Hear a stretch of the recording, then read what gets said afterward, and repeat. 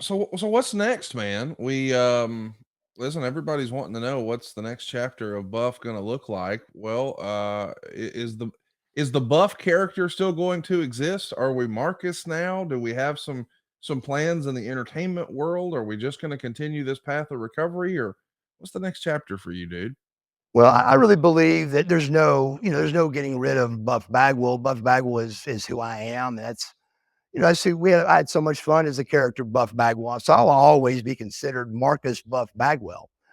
Just because it just people know me that way, but people also know me as Marcus. But there's just no way I'd ever get rid of, the word Buff or Buff Bagwell. And as far as the future, man, the future to me is just like I set goals at 19 years old to be a professional wrestler. As far of a reach as that was, and people thinking I was crazy, I did it. And the same goal now is not unreachable to me. And it's not too far to put out there. And it's to make it back into the ring.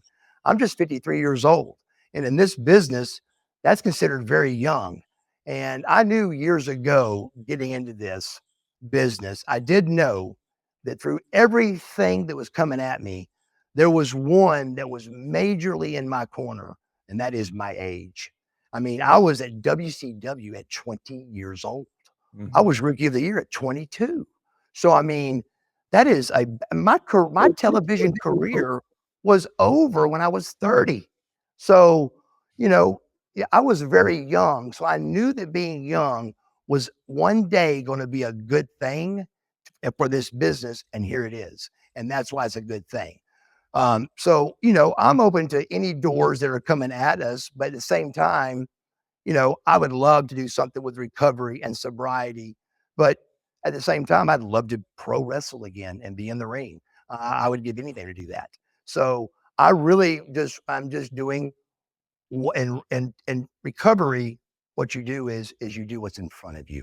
What Mhm. is in front of you right now? And what's in front of me right now was coming and talking on a podcast with Eric Bischoff and Conrad Thompson, and that's what I'm doing. So you just don't want to get overwhelmed with it, and you just want to make sure that you're comfortable, and just know that I'm open to anything that's coming at me, but it all equals sobriety, recovery, and also pro wrestling.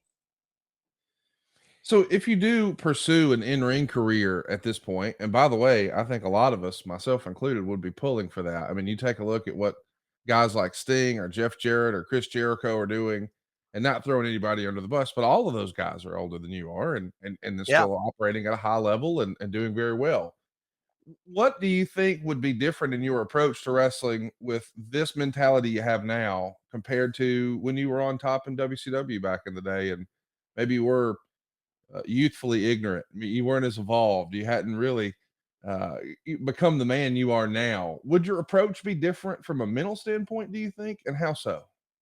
Great question. And first, let me tell you that I've had something happen just this week that was huge to me, and it was a doctor, and his name is Dr. Pandia, and I was able to talk with him this week, and it was just the first time that a light has really gone off for me with since my sobriety and recovery walk has started with trying to get somewhere with my knee finally. And this knee has been 2.5 years in the making of trying to get it better. And the whole way working toward getting it done is just nothing in Mark Bagwell's life has ever taken 2 years.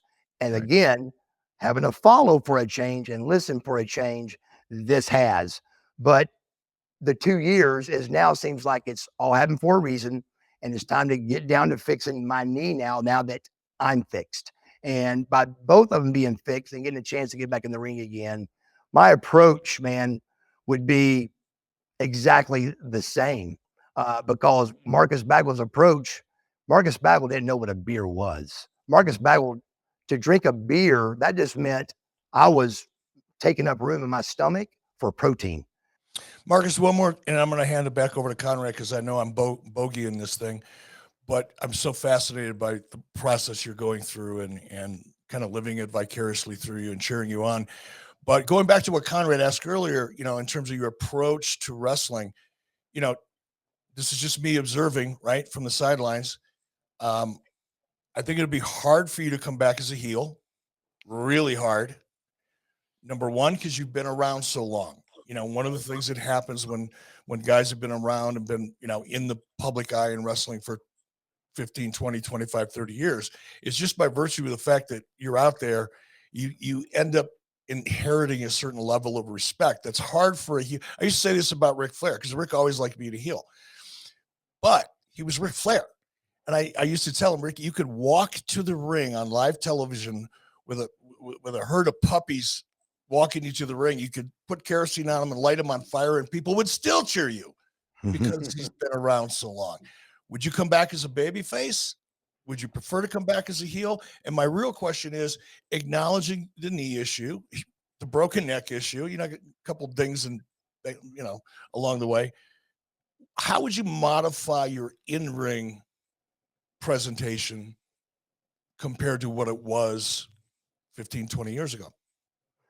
That is a great question, but that would be something I'd have to cross, you know, once I got in the ring a little bit and started, you know, filling out what really I could do with my knee. What really is my knee going to be capable of, you know, of taking? And, you know, I just think that that's a little too, you know, soon to call as far as, you know, with the knee as far as being up standing to me. But, you know, my brain and my creativity is where I'm going to go with everything that you just said, because with my brain and my creativity and my charisma, the heel babyface thing, I think, will take care of itself. On paper, you know, you got to realize that, you know, there's no doubt being a babyface is definitely the way to go. But again, when I broke my neck and came out to WCW, a babyface was the way to go. But we shoved it down their throats of being a heel, and it worked. And it worked. So, you know, I do think a babyface is the way to go as far as the crowd, as far as my ability in the ring to be able to look at what I can do and be able to control the match and the timing and all of that. Being a heel would be a much better way to go at it. But right now, it's just about what can I do, period. It's going to be getting in the ring and seeing what this knee can actually do before I cross that bridge. And I wish I was there to be able to say, I'm going to be a baby or I'm going to be a heel, and I'm not. So it's really be more of like what the knee can take. But just with the amount of charisma and creativity that I'm going to bring to the table, I just know that I can do it again. There's no doubt in my mind I'm going to do it again. It's just a matter of what level and how much my knee will go on how great I become again at this sport. Because can I give you a quick word of advice? Sure. It won't matter as long as you're having fun. Because if you're having fun doing what you're doing, the audience is going to have fun watching you have fun doing what you're doing.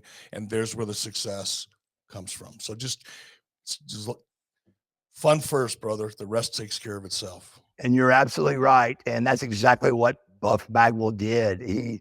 I went out and I just had fun and cut up with the people in the crowd and look back at it. And that's what I did. And that's what it takes, because people do see what you're going through. If you're going through, you're not happy or you're not comfortable or whatever it is, they feed off you. And it was very obvious with watching the Buff Bagwell character. He was having fun.